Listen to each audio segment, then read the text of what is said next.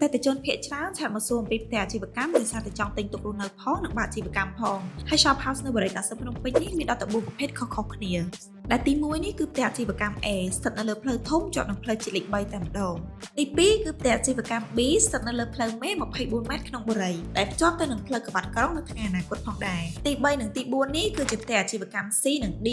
ផ្ទះពីរនេះខុសគ្នាតែទំហំនិងចំនួនបន្ទប់តែប៉ុណ្ណោះសម្រាប់ទីតាំងគឺល្អដូចគ្នាស្ថិតនៅជួរផ្លូវតែមួយទល់មុខគ្នាតែម្ដងគៀកនឹងច្រកចេញចុះក្នុងបុរីទៀតផ្ទះអាជីវកម្មទាំង4ប្រភេទនេះគឺល្អឥតខ្ចោះសម្រាប់លោកអ្នកដែលចង់បើកជាការិយាល័យថ្មីសាខាទី2ទី3ឬក៏ពង្រីកអាជីវកម្មបន្ថែមដូចជាបើកម៉ាតលក់អីវ៉ាន់លក់តាមអនឡាញ clinic salon ឬក៏អាចកែច្នៃជាភោជនីយដ្ឋានឬហាងកាហ្វេជាដើមទីតាំងស្រួលរកមែនតើជិះត្រឹមតែ5នាទីពីស្ពានអាកាសចំចៅស្ថិតនៅលើផ្លូវជាតិលេខ3តែម្ដងជាតំបន់ដែលមានមនុស្សអ៊ូអរចរាចរណ៍មមាញឹកល្អបំផុតសម្រាប់ការរស់នៅនិងប្រកបអាជីវកម្មលោកអ្នកអាចអញ្ជើញមកមើលម៉ូដផ្ទះឬក៏គុណភាពសំណង់ផ្ទាល់បានបង់មុនតែ 10% និងរើចូលមកនៅបានភ្លាមៗព្រោះផ្ទះសង់ហើយទាំងអស់តែម្ដង